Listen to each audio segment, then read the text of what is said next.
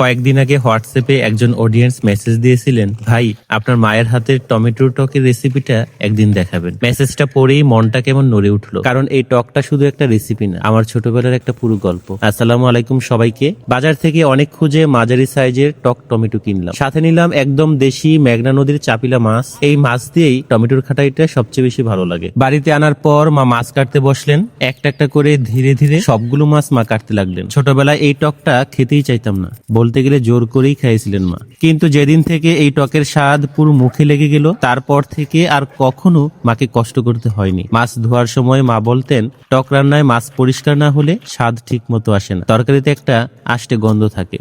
এরপর আসে সেই ছোট শক্ত টক টমেটো, বাজারের সবচেয়ে টক টমেটো। আমরা গাইয়া ভাষায় যাকে বলি চুক্কা বাগুন। 4 ভাগ করে কাটলে এই খাটাইয়ের প্রাণ তৈরি হয়। ছোট বোন মাকে সাহায্য করতে টমেটো গুলো ভালো করে ধুয়ে এরপর টুকরো টুকরো করে কেটে দিল।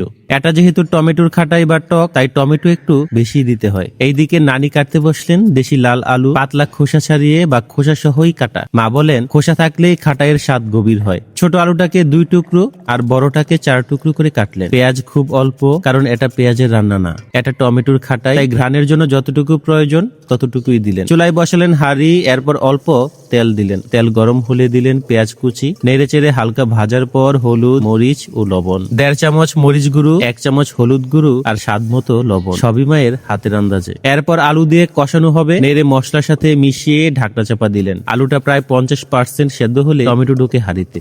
এই সময় থেকেই ঘরে টক গন্ধ ছড়িয়ে পড়ে। বাবা ক্ষেত থেকে আনলেন তরতাজা খাটাই হজের পাতা। অনেকেই খাটাই হজটা চেনে না, দেখতে ধনিয়া পাতার মতো, কেউ কেউ রাঁধুনি বলেও চেনে, কিন্তু এই পাতাই এই রেসিপির প্রাণ। বাজারে কিন্তু এই খাটাই হজের গুঁড়াও পাওয়া যায়, আপনারা চাইলে গুঁড়াটাও কিনে নিতে পারবেন। বাবার সাথে কিছু ধনিয়া পাতাও এনেছেন। এরপর টমেটো গলে গেলে মাছ দেওয়া হয়। মাছটা মশলার সাথে মিশিয়ে সময় নিয়ে কষাতে হয়। আপনারা চাইলে মাছটা নুন হলুদে হালকা ভেজেও দিতে পারবেন। এরপর পানি, তারপর আবার ঢাকনা চাপা। চুলার আঁচ হাই, কারণ ভালো করে ফুটাতে হবে। ঢাকনার ভেতর তখন ফুটার শব্দ, এই শব্দটাই খাটাইয়ের ডাক। অনেকক্ষণ ফুটানোর পরই এটা খেতে ভালো লাগে, তা না হলে পানসে পানসে লাগবে। এরপর দেওয়া হলো খাটাই হজ পাতা, কুচি কুচি করে ধুয়ে হাঁড়িতে দিল।